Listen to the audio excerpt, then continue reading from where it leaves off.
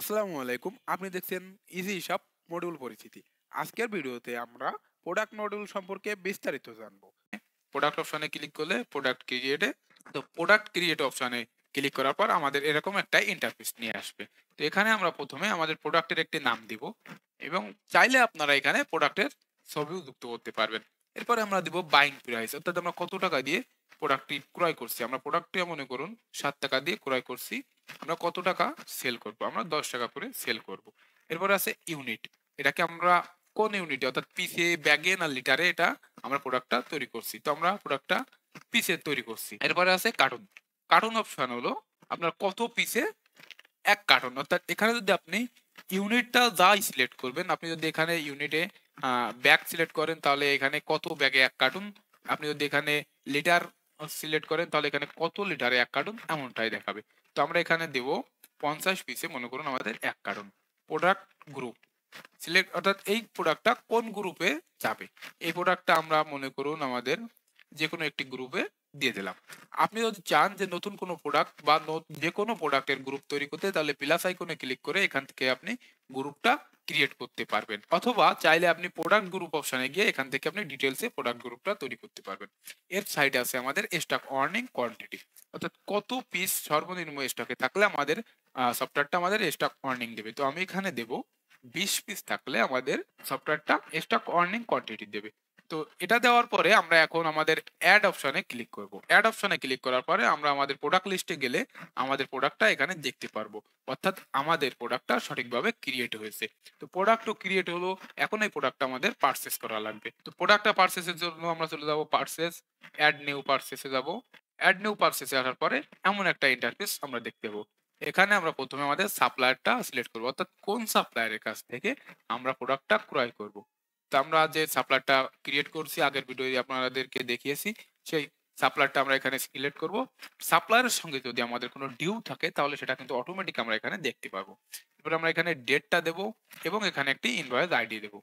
এরপরে আমরা এখানে কোন প্রোডাক্টটা কিনতে চাচ্ছি সেই প্রোডাক্টটা আমরা এখানে সিলেক্ট করব। তো আমরা এখানে এই কলম প্রোডাক্ট, পেন প্রোডাক্টটা কিনতে চাচ্ছি। প্রোডাক্টটা সিলেক্ট করার পর দেখুন নিচেই প্রোডাক্টের একটি ইনভয়েস অপশন কিন্তু তৈরি হলো। তো এখানে আমরা দেখতে পাচ্ছি আমাদের বাইং প্রাইস, আমাদের টোটাল বাইং প্রাইস, অর্থাৎ আমরা কত পিস কিনছি সেই অনুযায়ী। আমরা যদি এখানে 1000 পিস পারচেস করি তাহলে 7 টাকা দরে আমাদের কিন্তু 7000 টাকা এখানে টোটাল বাইং প্রাইস আছে। এরপরে আমরা এখানে যদি আপনাদের বারকোড মেশিন থাকে তাহলে আপনি এখান থেকে বারকোডের মাধ্যমে এটা এন্ট্রি করতে পারবেন। তো আপনি যদি চান একাধিক প্রোডাক্ট অ্যাড করতে তাহলে একই ইনভয়েসে আপনি একাধিক প্রোডাক্ট অ্যাড করতে পারবেন। আপনি এখান থেকে কোয়ান্টিটি সিলেক্ট করবেন, জাস্ট অটোমেটিক সফটওয়্যার আপনার হিসাবটা দেখিয়ে দেবে। যদি সাপ্লায়ারের কাছ থেকে আপনি কোনো ডিসকাউন্ট পান তাহলে আপনি এখানে ডিসকাউন্টের পার্সেন্টেজ দিতে পারেন। যদি ফ্ল্যাট ডিসকাউন্ট পান সেক্ষেত্রে ফ্ল্যাট সিলেক্ট করে আপনি ডিসকাউন্টের পরিমাণটা এখানে দিতে পারেন। এরপর আছে ট্রান্সপোর্ট ফি, যদি আপনার থেকে কোনো ট্রান্সপোর্ট ফি কাটা হয় বা আপনাকে দেওয়া লাগে সেটা আপনি এখানে এন্ট্রি করবেন। যদি ভ্যাট দেওয়া লাগে সেটাও এখানে এন্ট্রি করবেন। সিলেক্ট অ্যাকাউন্ট, অর্থাৎ কোন অ্যাকাউন্ট থেকে আপনার খরচ করছেন নাকি আপনি ব্যাংক থেকে খরচ করছেন, আপনি যে অ্যাকাউন্টগুলো তৈরি করে রাখবেন সেই অ্যাকাউন্টটা এখানে সিলেক্ট করবেন। তো আমরা এখন দেবো ক্যাশ। ক্যাশ দেওয়ার পরে আমরা কোন ক্যাটাগরিতে আমাদের টাকাটা খরচ হচ্ছে সেটা সিলেক্ট করব। তো আমরা এখানে আমাদের একটি ক্যাটাগরি সিলেক্ট করব। যদি চান আপনি নতুন কোনো ক্যাটাগরি তৈরি করতে তাহলে আপনি এখানে প্লাস আইকনে ক্লিক করে নতুন এক্সপেন্স ক্যাটাগরি তৈরি করতে পারবেন, চাইলে সেটা ডিলিটও করতে পারবেন। এরপরে আছে আমাদের পেমেন্ট অ্যামাউন্ট। তো পেমেন্ট অ্যামাউন্টে আপনি যদি চান আপনার এই যে টোটাল যত টাকা বিল হয়েছে সব টাকা পরিশোধ করবেন তাহলে এখানে আপনি সব টাকাই দিয়ে দেবেন। আর যদি চান না আমি সব টাকা পেমেন্ট করব না তাহলে আপনি যত টাকা পেমেন্ট করবেন সেই টাকার পরিমাণটা এখানে এন্ট্রি করবেন, বাদ বাকিটাই আপনার ডিউ হিসেবে এই সাপ্লায়ারের লেনদেনের সঙ্গে যোগ হবে। তো এরপর আমরা বাই প্রোডাক্টে ক্লিক করব। বাই প্রোডাক্টে ক্লিক করার পর এখন আমরা দেখতে পাবো আমাদের প্রোডাক্ট লিস্টে আমাদের প্রোডাক্টটা অ্যাড হয়েছে। দেখুন এই সাপ্লায়ারের কাছ থেকে এই যে পেন প্রোডাক্টটা আমরা 7 টাকা করে ক্রয় করছি, আমাদের কোয়ান্টিটিতে আছে 1000 পিস, অর্থাৎ টোটাল 7000 টাকা হয়েছে আমাদের। 7 টাকা করে বাইং প্রাইসে 1000 পিসের দাম। তো প্রোডাক্টও অ্যাড করা শেষ, প্রোডাক্ট ক্রিয়েট করাও শেষ। এরপরে এই প্রোডাক্টটা আমাদের বিক্রি করার পালা।